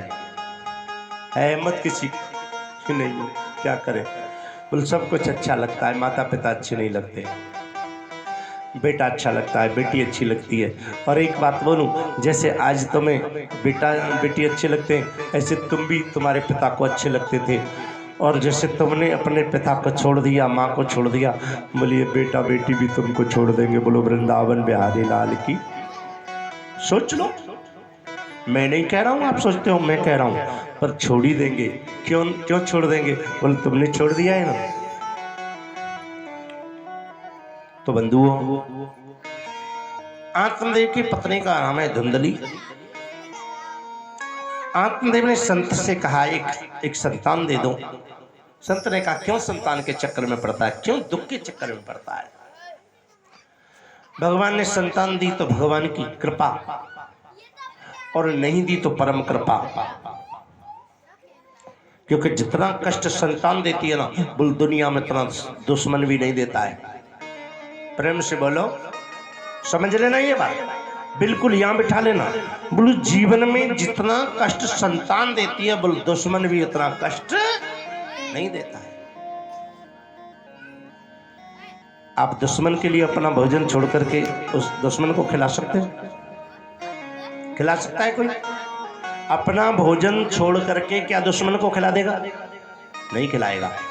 और बेटे को खिला देगा, खुद भूखा रह जाएगा, बेटे को खिला देगा, खुद भूखा रह जाएगा, बेटी को खिला देगा, खुद नंगा रह जाएगा, बेटी के तन ढकेगा, बेटे का तन ढकेगा, खुद अनपढ़ है, बोले बेटा को पढ़ाएगा, बेटी को पढ़ाएगा। क्या शत्रु दुख देता है? नहीं देता। हमें जरूरत है ये जागने की। आत्मदेव को संत बहुत समझाते हैं, नहीं माने तो एक फल निकाल के दे दिया, ले फल को पत्नी को खिला देना। पत्नी धुंधली है, बिल्कुल चाहती नहीं है। पत्नी ने उस फल को गाय को खिला दिया, अपनी बहन को बुलाया, बुद्धि नाम की बहन आई। क्यों परेशान है? बोल मेरे पति फल ले करके आए, गाय को खिला दिया है।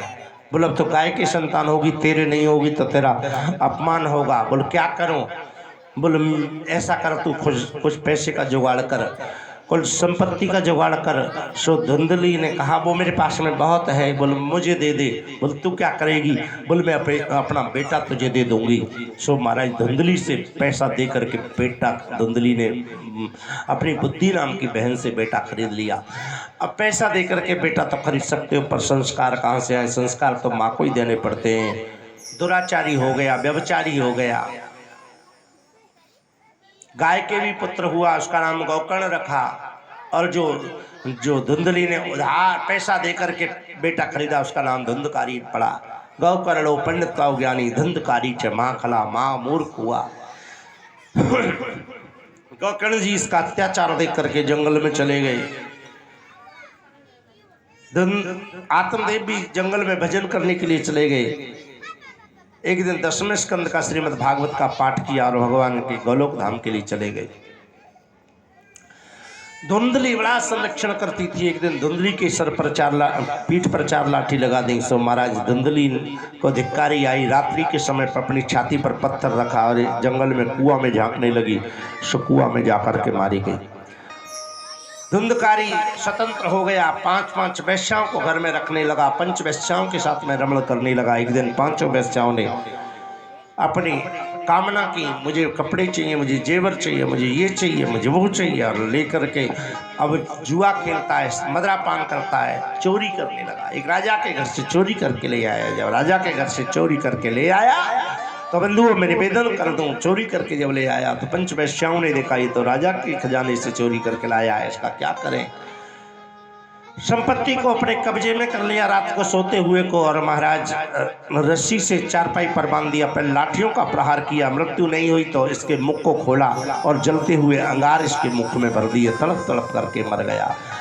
इसी मकान में दफनाया इस धंधकारी को, और अपने इस धन को लेकर के जय श्री कृष्ण कर गई, अंतर ध्यान हो गई। पता चला श्री गोकर्ण जी को, गोकर्ण जी आए, गोकर्ण जी महल में ठहर गए। ये धंधकारी प्रेत बन गया है, और प्रेत का मुख सुई की नोक से भी छोटा होता है, घबराता है, खा नहीं सकता है, पी नहीं सकता है, सूक्ष्म हवा का आहार करता है, और महाराज घबरा रहा है। कभी मेढ़ा बनता है, कभी बकरा बनता है, कभी ऊंट बनता है। गोकर्ण जी ने देखा ये सब क्या लीला है, इशारा कर रहा है, मैं बोल नहीं सकता हूँ।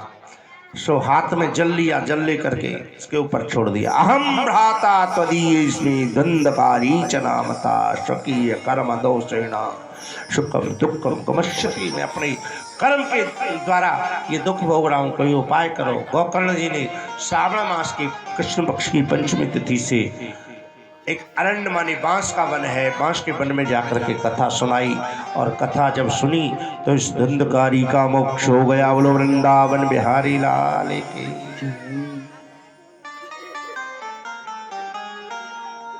कि श्रीमद् भागवत वार्ता प्रेत पीड़ा प्रणाशनम। अगर आपके घर में प्रेत पीड़ा है, प्रेत बाधा है तो क्या करें, बोलो भागवत कथा सुनो, भागवत कथा कराओ।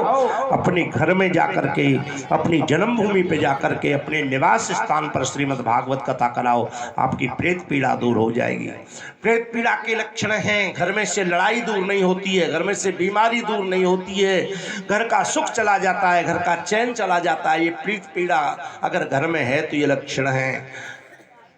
घर में सारे काम बिगड़ते हैं, घर में कोई काम बनता नहीं है, लाखों की कमाई होती है फिर भी गुजारा नहीं होता है उस कमाई से, तो प्रेत पीड़ा है। मैं वादा करता हूँ आपसे, आप लोग श्रीमद् भागवत कथा अपने घर पे कराइए, अपने गांव में कराइए, अपने पूर्वजों को कथा सुनाइए, बोले आपका कल्याण हो जाएगा। 24 अवतारों का वर्णन आता है। भगवान ने 24 अवतार धारण किए थे, 23 अवतार अब तक हो चुके हैं। 24वां अवतार कलिक भगवान का होगा, उत्तर प्रदेश में होगा, मुरादाबाद जिले में होगा, संबल गांव में होगा, विष्णु शेष नाम के ब्राह्मण के घर होगा। भगवान की घोड़े की सवारी होगी और खंजर का शस्त्र होगा, तलवार का शस्त्र होगा। बंधुओं मैं निवेदन कर दूं आप लोगों से, आप श्रीमद् भागवत कथा जीवन में एक बार जरूर श्रीमद् भागवत कथा अपने घर में अपने देवताओं को, अपने पितरों को, अपने पूर्वजों को सुनाना चाहिए। जैसे मकान हम बनाते हैं लाखों रुपए खर्च करके, जैसे हम विवाह करते हैं लाखों रुपए खर्च करके, जैसे हम जो है अपने बच्चों की शादी करते हैं, ऐसे ही श्रीमद् भागवत कथा जरूर करानी चाहिए। बोलो वृंदावन बिहारी लाल की जय। ऋषियों 88,000 ऋषियों ने पूछा श्रीमद् भागवत कथा को कैसे सुनना चाहिए। उस सुनने के नियम जरा सुन लेना कि श्रीमद् भागवत को कैसे सुनना चाहिए। बंधुओं मैं आपको बता दूं, मैं आपको निवेदन कर दूं, ध्यान देना। श्रीमद् भागवत कथा सुनने का नियम मैं आपको बताता हूं। श्रीमद् भागवत कथा व्रत रह करके सुननी चाहिए। 7 दिन व्रत रहे, फल फूल कुछ हल्का ले और बस भगवत कथा सुने, पहला नियम। दूसरा, चारपाई पर शयन नहीं करना चाहिए, तख्त पर या जमीन पर शयन करना चाहिए भागवत कथा सुनने वाले को, भागवत कथा कराने वाले को। तीसरी बात, ब्रह्मचर्य व्रत का पालन करना चाहिए। चौथी बात, झूठ नहीं बोलना चाहिए, कपट नहीं करना चाहिए, सत्संग में ध्यान रखना चाहिए, सत्संग में सेवा करनी चाहिए, पंडाल में झाड़ू सेवा करनी चाहिए। चौथी, प्रातः काल में जो हवन होता है, रोजाना हवन होगा, आप अपने अपने घर से थोड़ा थोड़ा घी, थोड़ी थोड़ी हवन सामग्री, थोड़ी थोड़ी लकड़ी सब लेकर के आएंगे, कल से रोजाना हवन होगा। हवन पर सब लोग आए, जो आ सके नजदीक हैं तो सब लोग आए हवन पर, और भी लोगों को लेवा के लाएं। रोजाना हवन होगा। हवन सामग्री थोड़ी लेनी है, एक एक पैकेट खरीद करके रख लेना, एक एक पैकेट लकड़ी का खरीद के रख लेना, एक एक डब्बा घी का रख लेना। रोजाना हवन में आहुति लगानी है, रोजाना देवताओं का पूजन होगा, इसमें सम्मिलित होना चाहिए। और बंधुओं, कथा सुनाने वाले से 5 मिनट पहले आकर के कथा में बैठना चाहिए, ये कथा का नियम है। अगर व्रत नहीं रह सकते हैं तो एक समय भोजन ले लेना चाहिए, शाम को कथा सुनने के बाद में भोजन ले लो। और एक और बात कहे, अगर एक समय से गुजारा ना हो तो 2 समय भोजन ले लेना चाहिए। एक बार सुबह जल्दी ले लो, शाम को कथा के बाद में ले लो। और 2 समय से भी गुजारा ना हो तो 3 समय ले लो। प्रेम से बोलो। और एक बात बोले, अगर 3 समय से भी गुजारा ना हो ना तो एक लंच बॉक्स ले लो, आज जा करके पुछता पैसे और लंच भी लेकर के आओ। लंच बॉक्स में भोजन रख के लाओ और कथा भी सुनते रहो और भोजन भी करते रहो। बोलो वृंदावन बिहारी लाल की। पर कथा सुनने जरूर आइए, एक बार प्रेम से बोलो। हाँ, कथा सुनने जरूर, ये सुनने का नियम है। भागवत कथा और 108 परिक्रमा रोजाना लगानी चाहिए। भागवत की 108 परिक्रमा, जहां श्रीमद् भागवत होती है वो जगह 200 वर्ष के लिए पूजनीय हो जाती है, ऐसा भगवान शिव माता पार्वती को बताते हैं। 200 वर्ष के लिए पूजनीय। और जहां श्रीमद् भागवत कथा होती है वहां 33 कोटि सनातन धर्म के जो 33 कोटि देवता हैं सब आकर के वहां विराजमान होते हैं। जहां श्रीमद् भागवत का मंच लगता है, जहां भागवत विराजमान होती है वहां सभी देवता आकर के विराजमान होते हैं। ग्राम देवता, कुल देवता, स्थान देवता, पितृ देवता सब आते हैं कथा सुनने के लिए। इसलिए कथा टाइम से सुनने आना चाहिए। 108 परिक्रमा किसी दिन टॉफी से लगाओ, किसी दिन सूखे मेवे से लगाओ, किसी फल से लगाओ, किसी दिन मिठाई से लगाओ, किसी दिन फल से परिक्रमा लगाने से घर में वंश वृद्धि होती है, संतान वृद्धि होती है। हमारे शत्रु बहुत होते हैं तो आपको क्या करना चाहिए? शत्रु बहुत हैं तो जो है मिठाई से परिक्रमा लगानी चाहिए। टॉफी ले लो, मिठाई ले लो, लड्डू ले लो, बर्फी ले लो, जो भी तुम्हारी अच्छा हो ले लो। तो आपको जो है शत्रु जो है मित्रता में परिणत हो जाएंगे। आपको बीमारी घर में है, बीमार रहते हैं तो सूखा मेवा से परिक्रमा लगाना चाहिए, उससे बीमारी दूर होती है। आपके घर में लक्ष्मी का अभाव, धन का अभाव रहता है तो धन से, पैसा से परिक्रमा लगाना चाहिए, तो आपके घर में लक्ष्मी का आगमन होगा, ऐसा संत लोग कहते हैं। बंधुओं, ये सुनने का नियम मैंने आपको चर्चा की है। अब समय करता है इनकार और आप सभी के लिए, और कल की कथा में मैं आपको चर्चा करूंगा।